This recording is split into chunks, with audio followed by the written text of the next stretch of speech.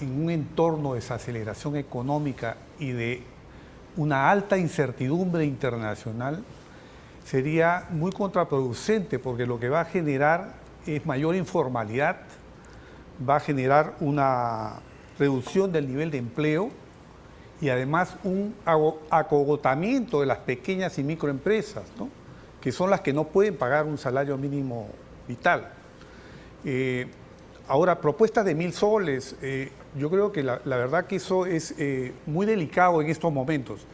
Sí creo que hay que estudiar para el futuro el poder determinar salarios mínimos diferentes por sectores y por tamaño de empresas, que en otros países se da. O sea, salario mínimo diferenciado. Diferenciado, porque no es lo mismo que, por ejemplo, Saga y Ripley paguen un salario mínimo a que lo pague un microempresario, que no va a formalizarse, sino que los que son pequeños y micros, lo que se va a volver a la informalidad. Ahora, buscando coincidencias, yo comulgo con lo que ha planteado Alfredo, en el sentido de que hay que manejarse con un déficit fiscal un poco mayor en una circunstancia de incertidumbre como la que tenemos, que debería ser un 3%, coincido, pero no pasar de un 3%, porque más del 3% significa que va a caer la calificación de riesgo del Perú y vamos a, por lo tanto, elevar las tasas de interés con las cuales se financian las empresas peruanas. ¿Qué es más factible? Lo que me señalan Peruanos por el Cambio, que hay que subir el sueldo mínimo a 850, o, como ha dicho el señor Dancourt, 1.000 soles. Yo creo que en todo caso sí hay que hacer un ajuste, tendría que ser un ajuste por inflación por el momento, y no poner, más importante es construir una sociedad de bienestar integral, dar medidas aisladas. Les pido por favor que el señor Torne, que también ha hecho alusión Hay muchas preguntas en la mesa. Sí. En primer lugar, el salario mínimo. Nosotros siempre hemos dicho que el ajuste del salario mínimo es un ajuste por las productividades pasadas. El salario mínimo no ha mantenido relación con la productividad, si es que la tomamos del 2001, pero Pablo hizo la presentación en el CADE. En segundo lugar, el salario mínimo solamente afecta a las grandes empresas.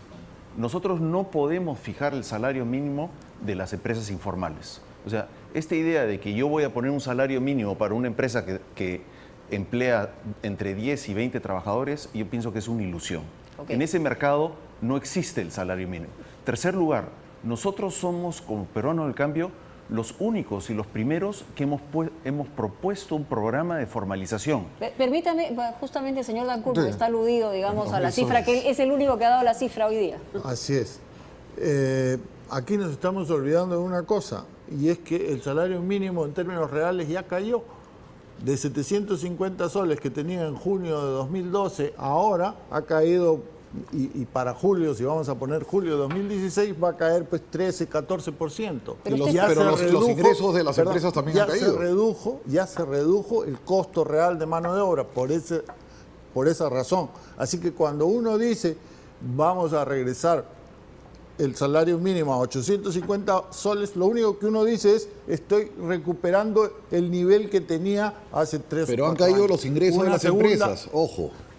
Esa es la otra cuestión. Ese es el cuero que sale, esa es la otra cuestión. El salario mínimo y el salario en general no solamente es un costo, es un elemento de la demanda, ¿correcto? Y tenemos experiencias en el Perú enormes sobre qué pasa cuando se caen los salarios reales, se cae la demanda, se cae el consumo, se cae el empleo, etc. Y lo que puede generar es mayor informalidad también. Ahora, última cuestión. Entonces, el asunto de la inversión pública y los impuestos, ese es el otro tema al que quería Pero referirme. eso, un segundito, señor Dancourt, porque vamos a tener que ir por partes y vamos a tener que poner temas. Una frase, le voy a robar. Una frase nomás. Por favor. Hay dos vías de impulsar al sector privado desde la política fiscal, ¿cierto? Una es aumentando la inversión pública y la otra es reduciendo los impuestos. Entonces, podemos preguntarnos, ¿qué hizo este gobierno? El señor Segura, a fines de 2014, bajó los impuestos. Según el Fondo Monetario, 2 puntos del PBI. Según el Banco Central, 1 punto del PBI. ¿Y qué fue la otra cosa que hizo? Redujo la inversión pública. ¿Y cómo estamos ahora? ¿En una reactivación? No. La economía urbana extiende su paralización. Vamos a otro tema. ¿Puedo replicar? Sí, por favor, pero en una frase. O sea, vayamos muy concreto. Vayamos a ver la historia. Desde el 2006 al 2015, el gasto público aumentó en 300%. ¿Tenemos mejor educación? ¿Tenemos mejor salud? ¿Tenemos mejores pensiones? No. Entonces, si yo voy a tu propuesta de que el señor Segura bajó los impuestos, vayamos a la propuesta más grande. Somos muy ineficientes en gastar el dinero público. Nosotros nos hemos comprometido a que bajamos los impuestos y eficientamos la economía. Otro tema que le interesa a la gente. Un tema que le interesa a la gente creo que es el tema de la SUNAT. Finalmente, o sea, ha habido también propuestas respecto a la SUNAT. Muchos hasta la han maldecido. ¿Qué piensan ustedes? Y empiezo por la izquierda ahora para terminar. Mira, hay dos grandes temas. Un tema es de que hoy día no recaudamos lo que deberíamos de recaudar. Ya, pero ¿cómo recaudamos y qué hacemos? Lo que hay que hacer es que hay que reducir la evasión, hay que reducir la informalidad y hay que hacer que la economía crezca. Por otro lado, hay que mejorar la administración tributaria. Hoy día la SUNAT tiene el doble de planilla de lo que tenía al comienzo de este gobierno, tiene cerca de 15.000 empleados y recaudamos menos. Y seamos sinceros, abrámoslo. ¿Qué habría? ¿Una reforma de la SUNAT? Una reforma profunda de la SUNAT, una tecnificación de la SUNAT, una digitalización de la SUNAT y un cambio en la forma en que se administran los impuestos. Hoy día los impuestos son muy complicados, muy difíciles de pagar. O sea, simplificar impuestos. Simplificar todos los impuestos. Chávez. Bueno, para mí las cifras no cuadran, ¿no? O sea, estoy de acuerdo con que el déficit fiscal hay que mantenerlo en un 3% del Producto Bruto Interno no más y de ahí volver a bajarlo, pero la propuesta que hace Alfredo es de bajar los impuestos, más aún de lo que ya han bajado el impuesto a la renta, y luego bajar el IGB a 15%, a mí me parece es una locura. O sea, simplemente, por más eficientismo que hagamos, ¿cómo es que vamos a generar más acceso y más calidad de salud? ¿Cómo es que vamos a ampliar la cobertura de educación y vamos a elevar la calidad educativa, asignando más presupuesto a la educación? ¿Cómo vamos a solucionar los problemas de seguridad ciudadana bajando los impuestos de la manera tan radical como plantea Ciudadanos por el Cambio? A mí me parece que... Peruanos por el Cambio. Discúlpame.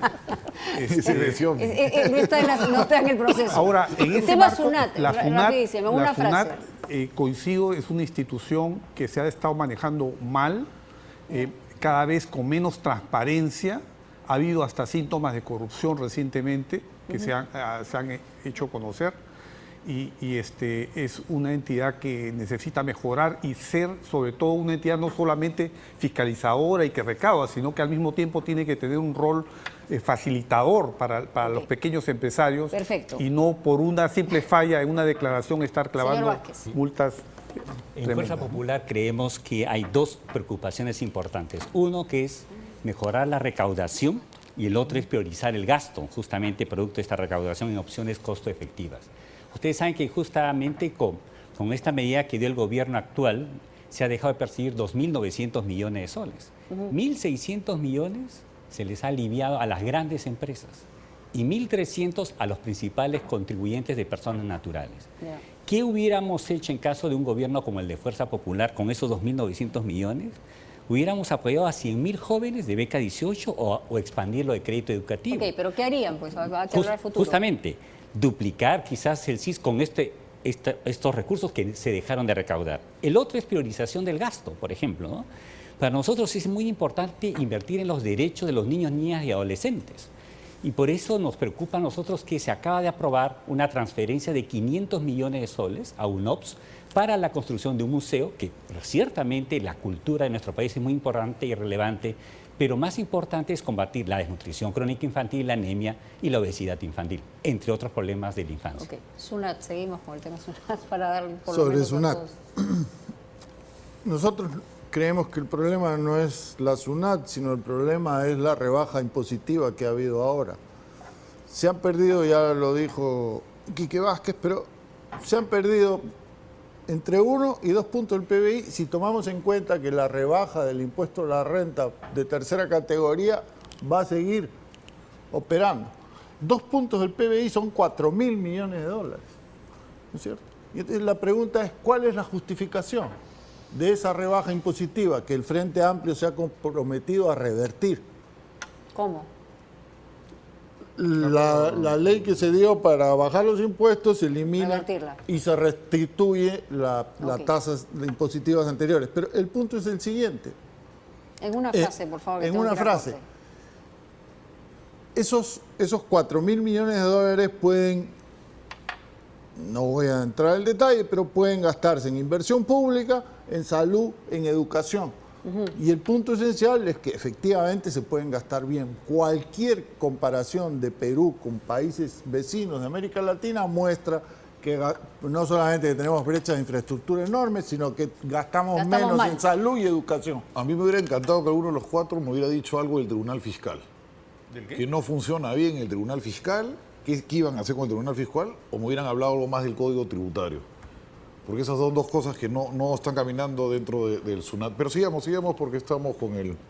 Todavía, rapidísimo, puede haber, pues tenemos unos minutitos. A ver, sobre El lo Código puntual. el Tribunal Fiscal, que no funciona muy bien como segunda instancia, es que está atracado cantidad de temas ahí. Y el Código Tributario que tiene que simplificarse. Es un Código Tributario muy frondoso, no es peor que lo electoral, porque ahí ni siquiera hay código.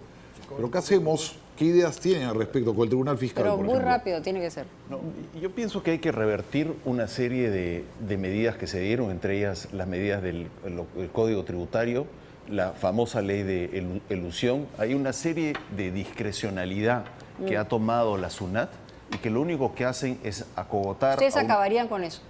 Claro que acabaremos Ok. con eso, lo hemos planteado, está escrito. O sea, pero yo creo que lo más importante, y yo quisiera contestar algunas de las dudas. Yo pienso que aquí hay una confusión entre los economistas, porque cuando los economistas dicen bajamos los impuestos, perdemos capacidad para gastar. Y no es así la cosa. Hoy día tenemos un sistema tributario con 7,5 millones de contribuyentes, de los cuales pagan 450,000. Con ese sistema no podemos ir a ninguna parte.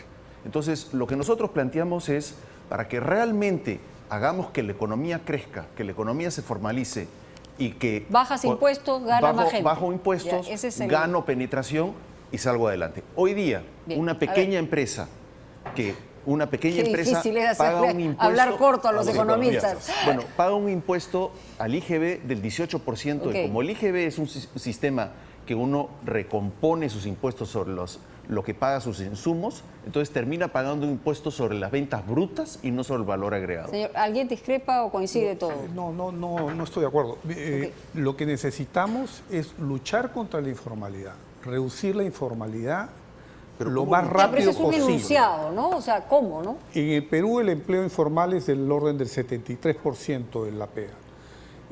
Hay que bajarlo por lo menos a un 50% muy rápido. Eso históricamente no se ha visto. Ha venido reduciéndose, pero de una manera muy lenta durante muchas décadas.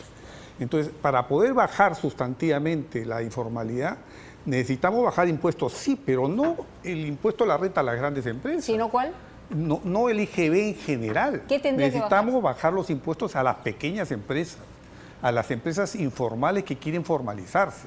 A ellas tenemos que bajarles los impuestos al mínimo y por un plazo, digamos, de 4 o 5 años para que puedan formalizarse y para que además se enganchen en esa formalización. Pero de tenemos que pagar darles nada a pagar cambio algo. capacitación, tenemos que darles acceso a financiamiento, tenemos que elevar la productividad de estas empresas, porque gran parte del problema de la Ok. informalidad es la baja A ver, productividad de señor las Vázquez, empresas. ¿Coincide con alguno de los dos o tiene una Sí, tercera coincidimos vía? en la realidad que SUNAT es un ente asfixiante y lo que tenemos que hacer es que SUNAT se convierta más bien en un facilitador y buen administrador de los incentivos tributarios, porque tenemos que preocuparnos nuevamente en que cómo estas pequeñas microempresas puedan florecer, hacer que jale el empleo, que genere oportunidades a la masa trabajadora. Entonces, necesitamos una SUNAT que en realidad comprenda que con incentivos tributarios que sean muy bien administrados, les permita operar, establecerse y desarrollarse. ¿Pero cuáles serían esos incentivos tributarios? Bueno, ¿De por qué ejemplo, tipo? en el plan de... ¿A qué nichos? Por ejemplo, cuando hemos propuesto una deducción de hasta 175% del impuesto a la renta para gastos de proyecto de investigación para la innovación, que es algo sumamente crítico en nuestro país, como decía un profesor visitante que estuvo en una universidad prestigiosa, que es importante generar estos espacios para que se puedan innovar, que es lo que nos falta como país.